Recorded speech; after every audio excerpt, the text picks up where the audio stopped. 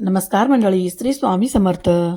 भक्तांनो, थांबा जरा आणि मनापासून ऐका. तुम्ही रोज तुळशीला पाणी देता, पण एक गोष्ट कदाचित चुकवत आहात. जर पाणी अर्पण करताना फक्त हा एक मंत्र म्हटला तर तुमच्या आयुष्यात कधीच कशाचीच कमी भासणार नाही. धनाची नाही, आरोग्याची नाही, प्रेमाची नाही. आणि ही गोष्ट मी आज तुम्हाला मनापासून सांगणार आहे. नमस्कार माझ्या प्रेमाळ भगिनींनो आणि बंधूंनो, तुमचं मनापासून स्वागत आहे आपल्या भक्तिमय परिवारात. आजचा विषय आहे तुळशीला पाणी अर्पण करताना फक्त हा मंत्र म्हणा, आयुष्यात कशाचीच कमी पडणार नाही. मित्रांनो, तुळस ही फक्त एक झाड नाही, ती लक्ष्मीचं रूप आहे. ती पवित्रतेचं आणि सात्विकतेचा प्रतीक आहे. ज्या घराच्या अंगणात तुळस नांदते त्या घरात सकारात्मक ऊर्जा आपोआप वाढते. आपल्या सनातन परंपरेत तुळशीला अत्यंत उच्च स्थान दिलं गेलं आहे, कारण भगवान विष्णू यांना तुळस अतिशय प्रिय आहे. म्हणूनच प्रत्येक पूजेत तुळस पात्राशिवाय नैवेद्य पूर्ण होत नाही, असं शास्त्र सांगतं. विशेष पद्यपुराणामध्ये तुळशीचं महत्त्व अत्यंत गौरवाने वर्णन केले आहे. ज्या घरात तुळस असते तिथे देवी स्पंदन वाढतं आणि नकारात्मक शक्ती टिकत नाही.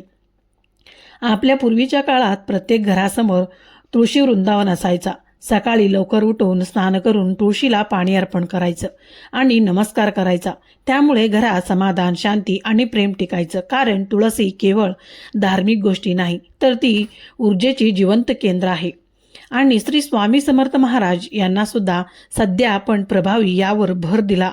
त्यांनी भक्तांना नेहमी सांगितलं की श्रद्धा आणि सातत्य असेल तर छोटा उपायही मोठा परिणाम देतो. तुळशीची पूजा ही तशीच एक साधी पण समर्थशाली साधना आहे. आता थोडंसं वैज्ञानिक कारणही समजून घ्या. तुळशीमध्ये युजिऑनॉल नावाचा द्रव्य असते, जे जंतुनाशक आहे. त्यामुळे घरातील हवा शुद्ध राहते, मन शांत होतं आणि तणाव कमी होतो. म्हणूनच तुळशीला पाणी देणं ही फक्त परंपरा नाही, तर आरोग्याचं रक्षण आहे. पण इथे एक महत्त्वाची गोष्ट आहे. फक्त पाणी दिल्याने अर्धा फायदा होतो.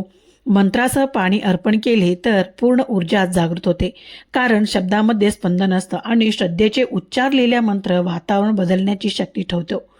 आता तो शक्तिशाली मंत्र ऐका आणि मनात साठवा. मंत्र असा आहे: ओम तुलसीयाय नमः, लक्ष्मीप्रियाय नमः, धनधान्य समृद्धी देही नमः. हा मंत्र म्हणताना मनात भावना ठेवा. तुळस, माझ्या घरात लक्ष्मीचा वास होऊ दे, माझ्या कुटुंबावर तुझी कृपा राहू दे आणि अन्नधान्याची कधीही कमतरता भासू देऊ नकोस. आता जप कसा करायचा ते शांतपणे ऐका. सकाळी सूर्योदयानंतर स्नान करून स्वच्छ कपडे घाला. तुळशीसमोर उभे राहा किंवा बसा. तांब्याच्या किंवा पितळेच्या लोट्यात स्वच्छ पाणी घ्या. शक्य असेल तर त्यात थोडासा गंगाजल मिसळा. दोन्ही हात जोडून नमस्कार करा आणि पाणी अर्पण करताना हा मंत्र किमान एकदा म्हणा. वेळ असेल तर 5 वेळा म्हणा आणि विशेष इच्छा असेल तर 108 वेळा जप करा. पाणी मुळाशी अलगद सोडा, जोरात ओतू नका.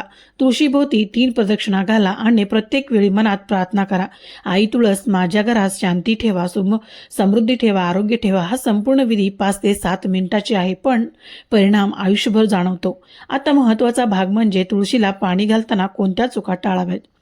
पहिली चूक: सूर्यास्तानंतर पाणी देणं टाळा, कारण तुळस दिवस ऊर्जा ग्रहण करते आणि रात्री विश्रांतीची अवस्थेत असते. दुसरी चूक: लोखंडी किंवा प्लास्टिकच्या भांड्यातून पाणी देणं, शक्यतो तांबे किंवा पितळ वापरा. तिसरी चूक: घाईघाई जोरात पाणी ओतणं, त्यामुळे माती उरकली जाते आणि मुळांना त्रास होतो. चौथी चूक म्हणजे तुळस पान विनाकारण तोडणं, विशेषतः रविवार आणि संध्याकाळी तुळस पत्र तोडणं टाळा. 5वी चूक: मंत्र न म्हणणं, फक्त पाणी देऊन लगेच निघून जाणं. ही मोठी चूक आहे. किमान एकदा तरी ओम तुलसे नमः म्हणा. 6वी चूक: अस्वच्छ अवस्थेत पूजा करणं, शक्यतो स्नान करून स्वच्छ कपड्यात पूजा करा. 7वी चूक: तुळशीभोवती घाण साचू देणं, स्नान नेहमी स्वच्छ ठेवा. 8वी चूक: रागात किंवा तणावात पूजा करणं, आधी मन शांत करा आणि मग पाणी अर्पण करा. 9वी चूक: सातत्य न ठेवणं, 2 दिवस करून मग विसरणं, यामुळे पूर्ण परिणाम दिसत नाही. किमान 21 दिवस न चुकता करा. आता एक गूढ संकेत: जर तुळस माता प्रसन्न झाल्या असतील तर घरात अचानक शांतता वाढते. लहान सहान कारणावरून होणारी भांडण कमी होतात. पैशाची अडचण हळूहळू कमी व्हायला लागते. एखादी थकलेली रक्कम परत मिळते, नवीन कामाची संधी मिळते, मनातील भीती कमी होते. कारण तेथे भगवान विष्णू याचं संरक्षण असतं. तेथे नकारात्मक शक्ती जवळ येत नाही. म्हणून भक्तांनो, आजपासून एक संकल्प करा. मी 21 दिवस न चुकता मंत्रासह तुळशीची पूजा करेन आणि या 21 दिवसात जे छोटे सकारात्मक बदल होतील ते नक्की अनुभव आणि शेअर करा. तुमचा अनुभव दुसऱ्यासाठी प्रेरणा ठरू शकतो. शेवटपर्यंत व्हिडिओ पाहिला तर कमेंटमध्ये जय तुळशी माता असं नक्की लिहा. व्हिडिओ आवडला असेल तर लाईक करा, आपल्या भगिनींना आणि मित्रांना शेअर करा आणि आपल्या भक्त परिवारात नवीन असाल तर सबस्क्राईब करून घंटी नक्की दाबा. कारण इथे आपण दररोज अशा साध्या पण प्रभावी उपायाबद्दल बोलतो. शेवटी एवढं सांगते, तुळशीला पाणी अर्पण करताना हा मंत्र श्रद्धेने म्हणा आणि विश्वास ठेवा, आई तुळस तुमचं घर कधीही रिकामा